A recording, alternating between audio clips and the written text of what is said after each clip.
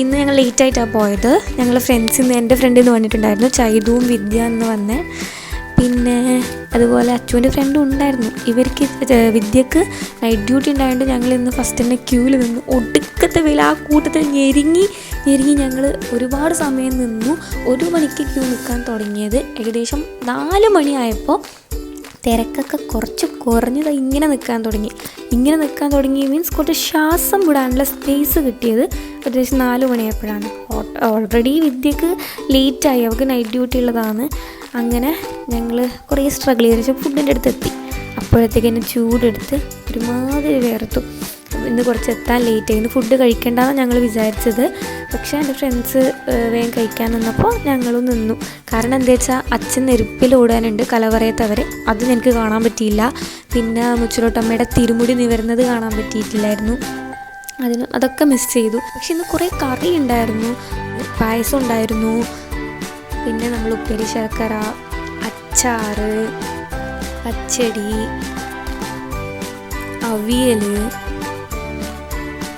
കൂട്ടുകറി, ഇത്രയും കറി ഉണ്ടാകുമ്പോൾ എനിക്ക് ഉറപ്പായിരുന്നു ചോറിപ്പതിന് മേലെ കുറച്ച് കൂട്ടുകറിയുടെ മേലെ ആയിട്ടുണ്ട്. പിന്നെ ചോറിൻ്റെ കറി, സാമ്പാർ, ഇത്രയും ഉണ്ടായാലും നല്ല പാങ്ങിൽ കഴിക്കാൻ പറ്റിയിട്ട. പിന്നെ ഇവർ നൈറ്റ് ഡ്യൂട്ടി ഉണ്ടായതുകൊണ്ട് വേഗം പോയി. വണ്ണാരത്തിൽ ഇടാനുള്ള പൈസ തന്നിട്ട് പോയി. ഞങ്ങൾ പോയി വണ്ണാരത്തിൽ പൈസ ഇട്ടു. പിന്നെ മുച്ചിലോട്ടമ്മേനെ കാണാൻ വേണ്ടി കുറച്ച് ക്യൂ ഉണ്ടായിരുന്നു. കുറച്ച് തിരക്കൊക്കെ കഴിഞ്ഞ് ഉള്ളിലേക്ക് എത്തി. ഉള്ളിൽ ആ സമയം പോയി കണ്ണൊക്കെ ഊരി. നല്ല രസമായിരുന്നു അടുത്തുനിന്ന് കാണാൻ. കുറേ സമയം അവിടെ ഉണ്ട്. മുച്ചിലോട്ടമ്മയുടെ കുറേ ഫോട്ടോസും വീഡിയോസും ഒക്കെ ഞാൻ അവിടെ അടുത്ത് നിന്നിട്ട് എടുത്തു.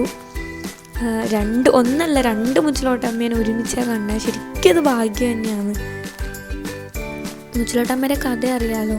അതായത് പവിത്ര തെളിയിക്കാൻ വേണ്ടിയിട്ട് അഗ്നിയിലേക്ക് പ്രവേശിച്ചതാണ് മുച്ചിലോട്ടമ്മ. അതുമാത്രമല്ല ഇതിലിപ്പോൾ പക്ഷേ തെയ്യക്കോലം ചെയ്യുമ്പോഴുള്ള കഥ എന്ന് പറഞ്ഞു കഴിഞ്ഞാൽ മുച്ചിലോട്ടമ്മയുടെ കല്യാണമാണ്. 19 വർഷത്തിന് ശേഷം പെരുങ്കളിയാട്ടം നടക്കും. അന്ന് മുച്ചിലോട്ടമ്മയുടെ കല്യാണമായിട്ടാണ് സങ്കല്പിക്കുന്നത്. ഈ മുച്ചിലോട്ടമ്മയുടെ കല്യാണത്തിന് അന്തിത്തിരിച്ചും താലിയും കൊണ്ട് വരും. പക്ഷേ എന്താവെന്ന് വെച്ചാൽ മുച്ചിലോട്ടമ്മക്ക് ബാലാമ്മയാവും. ബാലാമ്മ അറിയാമല്ലോ, കുടുംബത്തിൽ ആരെങ്കിലും പ്രസവിച്ച് കഴിഞ്ഞാൽ അമ്പലത്തിൽ പ്രവേശിക്കാൻ പാടില്ല, നല്ല കാര്യമൊന്നും ഇതാവില്ലല്ലോ. അപ്പം അങ്ങനെ ബാലാമ്മ ആയതുകൊണ്ട് തന്നെ ആ കല്യാണം മുടങ്ങി പോകുന്നുണ്ട് മുച്ചിലോട്ടമ്മേൻ്റെ. അതാണ് ഇതിൽ കാണിക്കുന്നത് ശരിക്കും തെയ്യ സങ്കല്പത്തിൽ. പക്ഷെ എല്ലാ ഇതിലുള്ള ആചാരങ്ങളൊന്നും ഇരുന്ന് കാണാൻ പറ്റിയില്ല, അത്രയ്ക്കും തിരക്കായിരുന്നു. ഇത്രയാകുമ്പോൾ തന്നെ ഞങ്ങളുടെ ഉള്ളിൽ നിന്ന് നല്ല ഒന്നാമത് ചൂടും ഇതൊക്കെ ആയി. നമ്മൾ കുറച്ച് സമയം നോക്കി നിന്നു, പുറത്ത് പോയിരുന്നു. പുറത്ത് മുച്ചിലോട്ടിൻ്റെ അവിടെ ഒരു ഓവിടം ഉണ്ടായിരുന്നു, അവിടെ പോയിരുന്നു. പിന്നെ ചന്തയൊക്കെ നടക്കാൻ പോയി. അവിടെ കുറേ മുച്ചിലോട്ടമ്മ ചെറിയ ചെറിയ വിഗ്രഹങ്ങളുണ്ടായിരുന്നു, അത് നോക്കി നിന്നു. അതിൻ്റെ കാര്യങ്ങളൊക്കെ നോക്കി. നല്ല ഭംഗിയായിരുന്നു കേട്ടോ അതൊക്കെ കാണാൻ. ഇപ്പോൾ കാറിൽ വെക്കാൻ പോലെയുണ്ട്, നമ്മളെ പൂജാ റൂമിൽ വെക്കേണ്ട വേറെയുണ്ട്. അങ്ങനെ ചെറുതൊന്ന് വലുതിലേക്ക് കുറേ ഇതുണ്ടായിരുന്നു. ഇത് കഴിഞ്ഞ് മുച്ചിലോട്ടമ്മയുടെ ഈ വിഗ്രഹം ഞാൻ വ്ളോഗിൽ കാണിച്ചിട്ടുണ്ടായിരുന്നു, മുന്നത്തെ വ്ളോഗിൽ. ഇവിടെ എന്താണെന്ന് വെച്ചാൽ ഇവർ അതിൽ വെള്ളം ഉണ്ടായിരുന്നു, മണിക്കിണറിൽ നോക്കുന്ന ദൃശ്യമാണ് ആക്കിയത്.